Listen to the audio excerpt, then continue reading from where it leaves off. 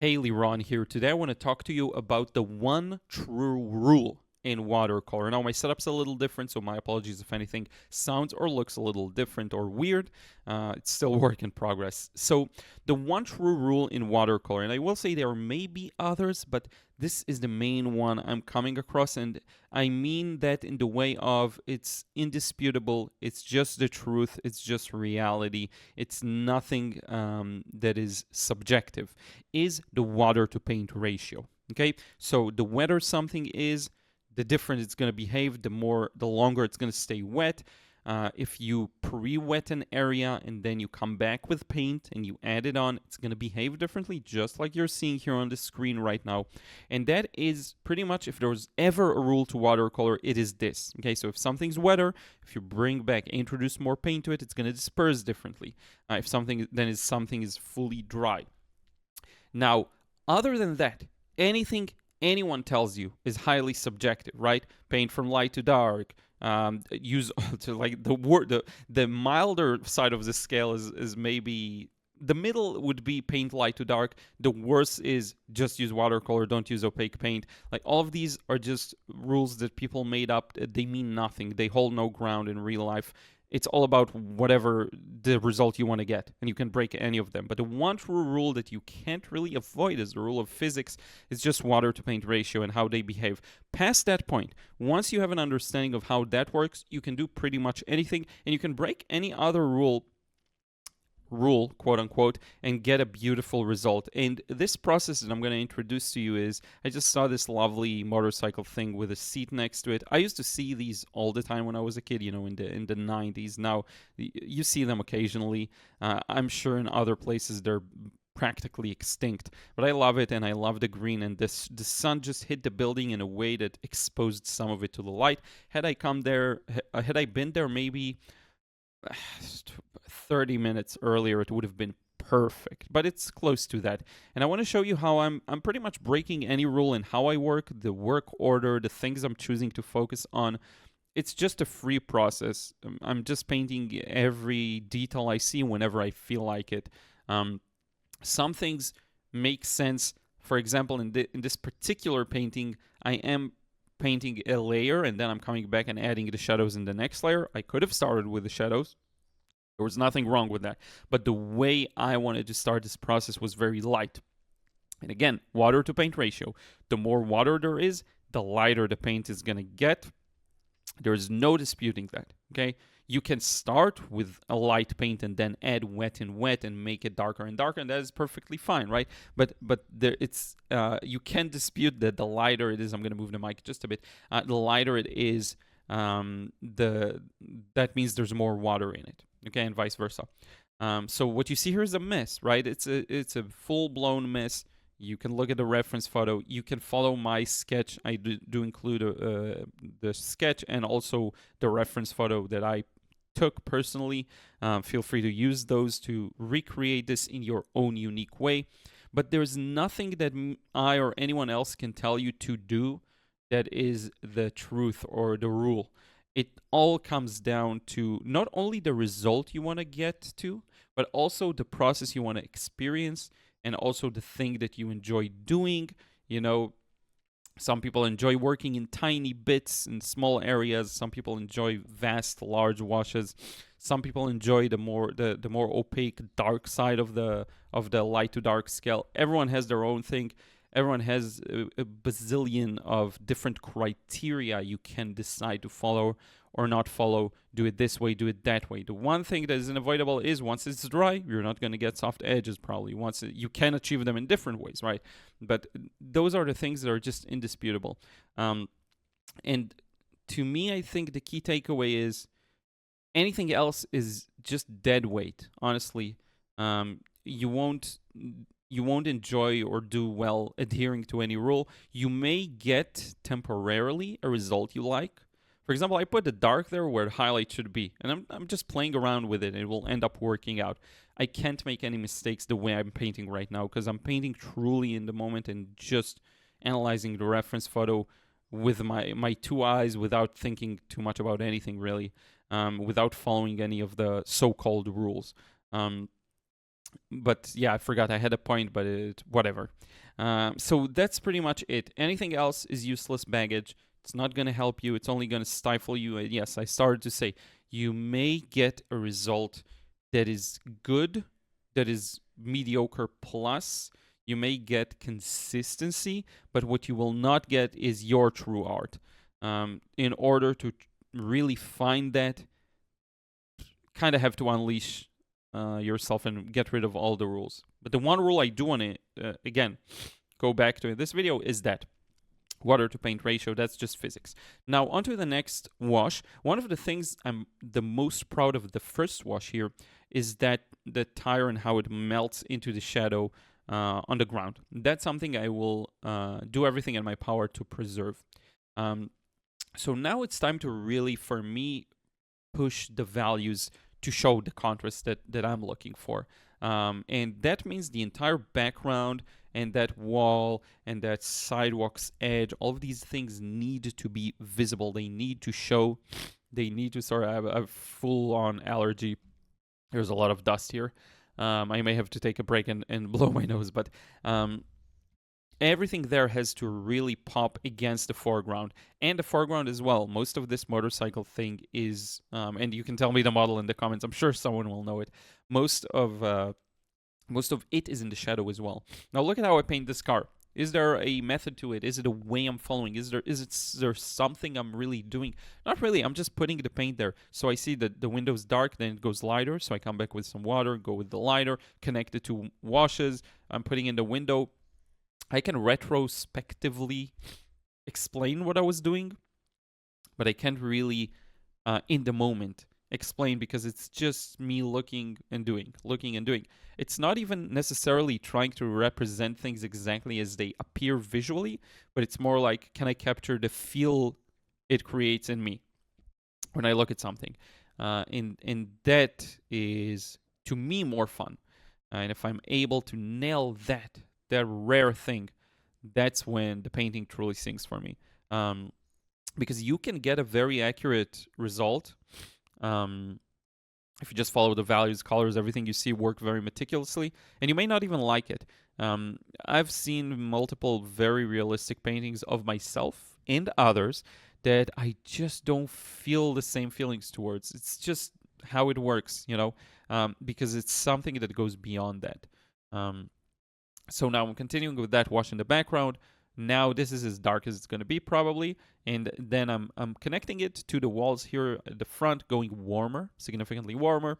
We're going to get the wall, the car there, the foliage to the right, that plant, whatever that is. Now one really cool effect I wanted to achieve here is look at this windshield of the motorcycle. That's where everything goes lighter. It's a layer of plastic, whatever it's made of. I'm pretty sure it's plastic, fiberglass, whatever. And then the everything around it's a little darker, and that's the thing that's consistently going to make it look transparent, but also like it has some volume to it, and make it look great. Really, I'm gonna take a break and blow my nose. But yeah, in any case, so I'm bringing in that background, I'm moving it forward closer and closer to me. Until there's a beautiful tree and a big bee flying around. Until I get closer, and there's actually shadow on the ground. I'm not going to get it this time probably, just because I kind of slacked off on the background there. Should have been a little more thoughtful at that moment, but that's fine. I was probably in a hurry to get to my favorite spot, which is this. The motorcycle itself, like this is so cool. And you'll notice how these shapes have a lot of interest to them.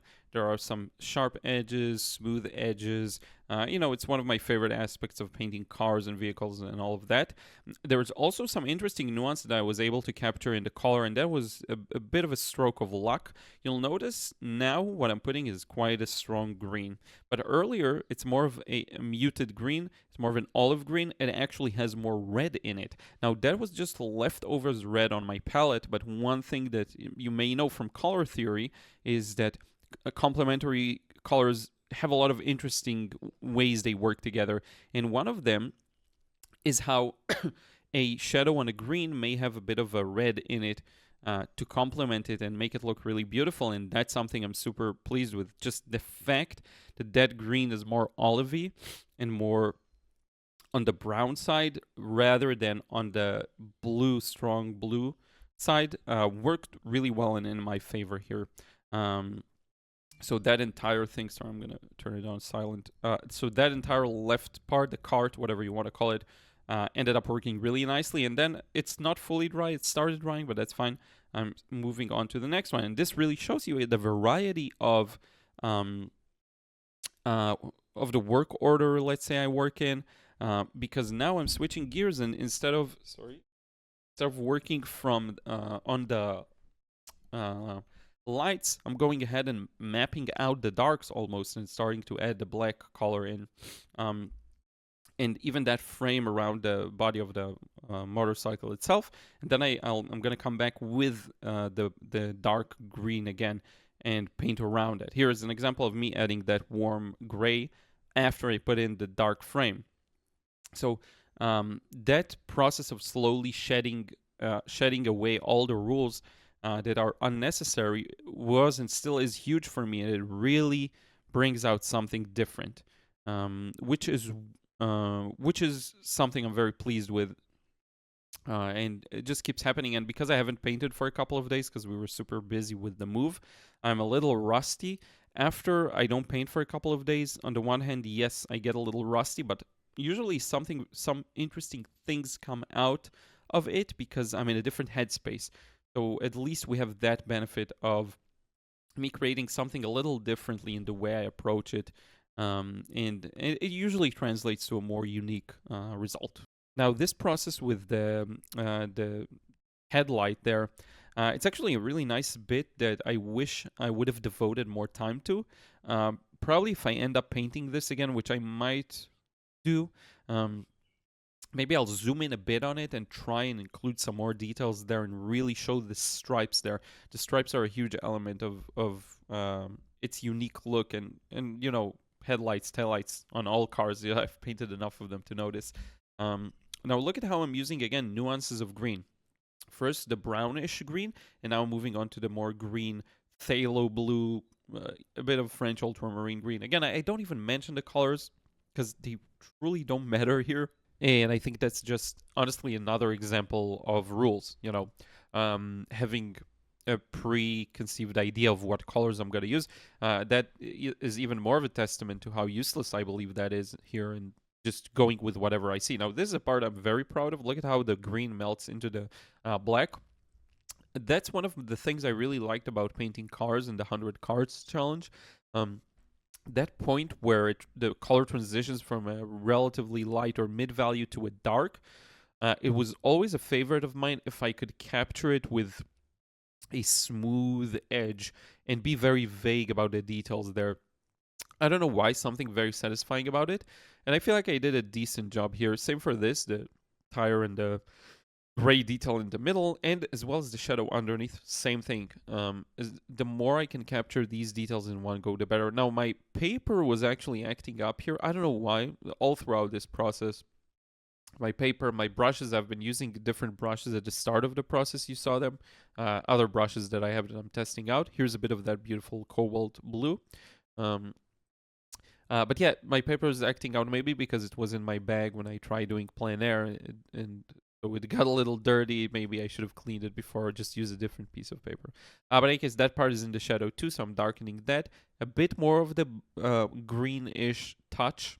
Again, this alternation is a big part of what creates the beauty here, and that was pretty much the vision I had in mind. This needs to be very dark, so I'm going back over some of these shapes. I would say that's a bit of a sloppy wash, but it still worked out well. And I think the parts that matter ended up working really well too. This is also important, this little bit of detail here. It shows there's this interesting structure on it. I would actually be thrilled to paint this again, zooming in a bit more on the details of the motorcycle, allowing myself to really dive deep in there. But we'll see about that. Had to go a little darker there on the tires, so I'm coming back, darkening them. Every time I talk, my nose tickles, and then I have to take a sneeze break, so sorry for all the weird cuts. I'm just feeling it now. It's going to come soon again. is crazy. I'm crazy allergic right now.